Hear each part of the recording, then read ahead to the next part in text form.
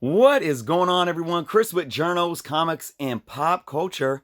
And I have a very interesting video to show you guys today, which is really me showing you guys my mess in my room. No, this isn't a room tour, but I'm going to show you what it looks like when you have a crap ton of comic books that you just don't know what to do with. Now, obviously, I have a system going on here, and I do know what to do with them, but I think it's going to be fun to show you guys, what it looks like for me going through all this stuff every single day. Okay, so let's start going into it. Let's start over here with what's going on in this section here. So basically, as you see, this is where I've been filming temporarily just because of my internet connection. This is where I film and do my live shows. But let's start with looking at these pile of books. So basically, my days. This has been a 7-day a week full-time job for me. I also am an educator. I've been doing that part-time via distance learning. So doing my YouTube channel has been a full-time job for me over the last year practically. And as some of you may know, I just recently started selling as well. I did my first claim sale on Instagram last week. And I just have stuff all over the place. And I'm going to show you how it's so hard for me to keep up. And I'm sure a lot of collectors out there, maybe you don't even do YouTube or anything like that, but just as a collector, it's really hard to keep up. But let me show you a few things that have been happening in my life. So right here are books that I've brought in recently that have not been scanned in my CLZ app. In my CLZ app, I'm almost at I'm like a couple hundred away from 18,000. I know I have more than 18,000 because I have so many books that have not been scanned into the app. So when you look at this right here, again, these are books that have not been put into the app. Some of them are going to be pulled out to sell. It's funny, I have my binder of Marvel cards right there as well. This box is of some key books that I was thinking about sending off to CGC. Those books on top still are books that have not been added into my CLZ app. All right. Over here, I have boxes of stuff that I have not, again, put into my CLZ app. This is some giveaway books right here. So we got stuff in these boxes that, again, are not in my CLZ app. The boxes are full. I got another box over here of some magazine books that I have not put in my CLZ app.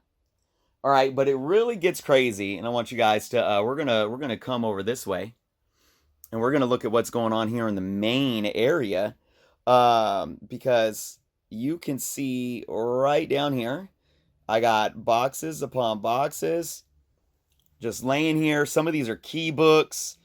This box right here, I have not entered in yet and gone through. This is stuff from like A1 comic sales that I recently picked up.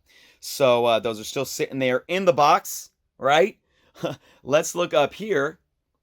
We got stacks and stacks, okay? And I know I get this all the time from folks that see me when I stack books up. First off, half of them are facing one way, half of them are facing the other, so the spines don't sit uneven.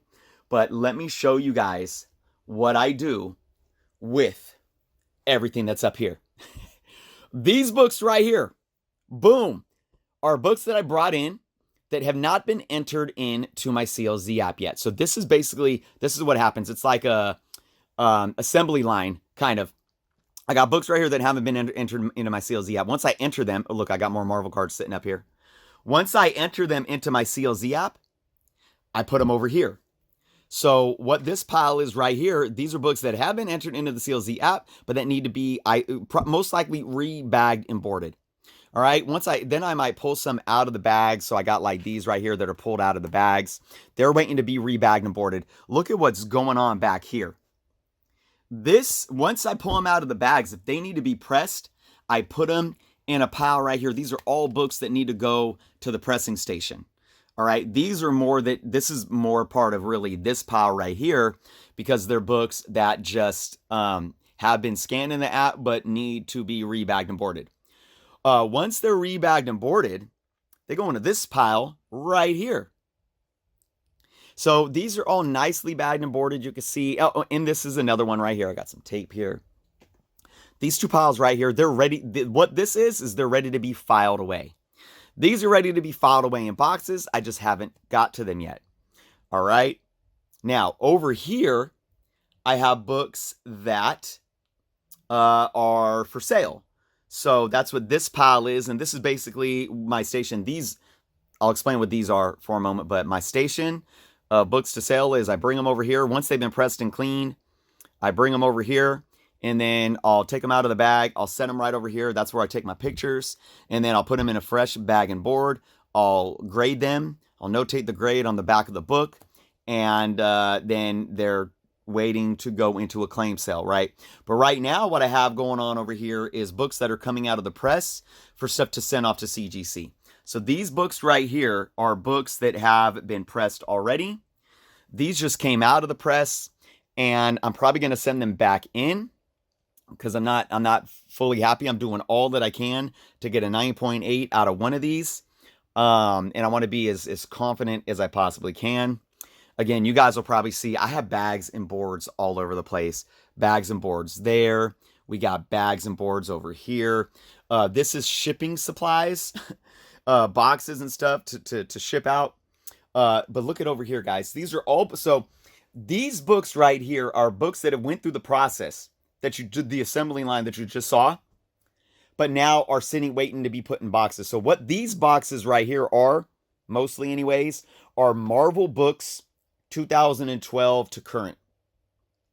So all these books are 2012 to current Marvel books, and they're just waiting.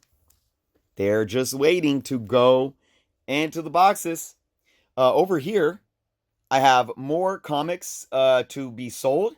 Some of these still need a press and clean.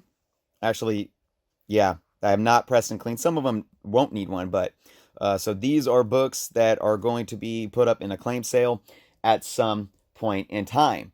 So again, it goes to show you guys, and I'm constantly working, right?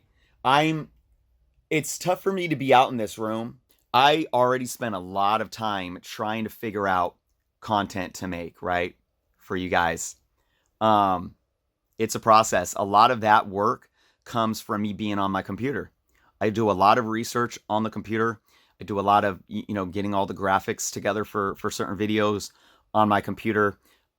Research, creating Word docs with compiling research, all consists of being on my computer.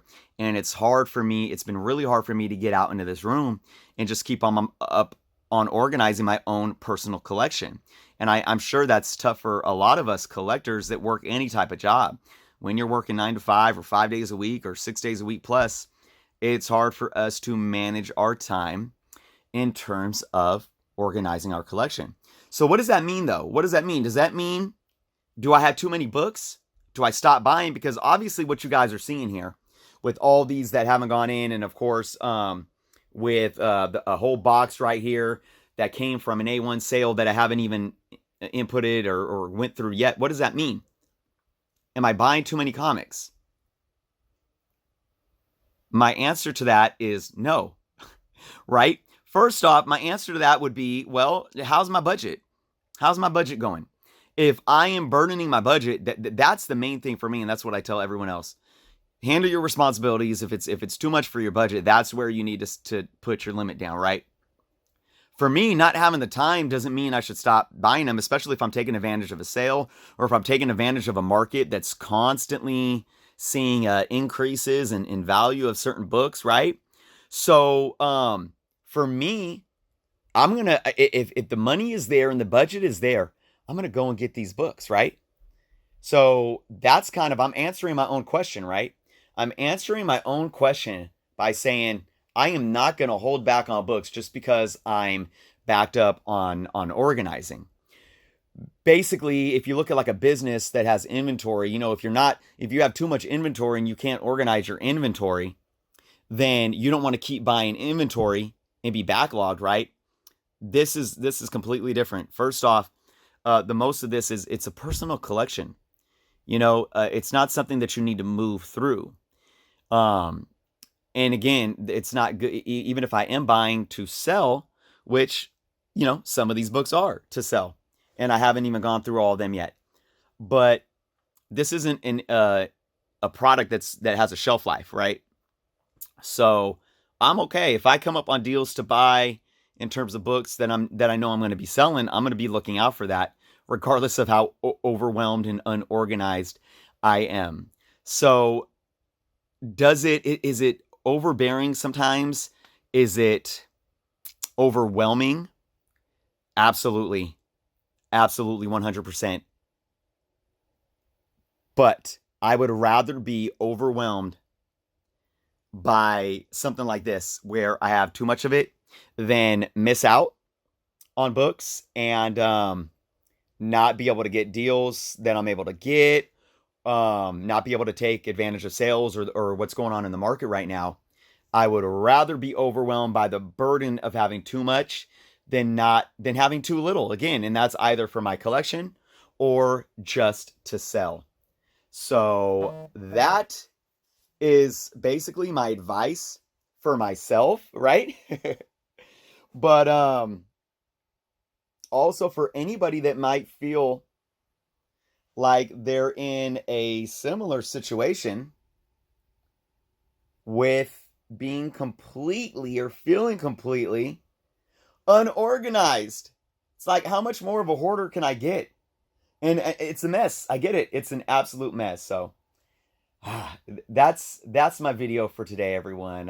It's just a little glimpse into what I deal with every day and how I try to do my best to stay on top of it.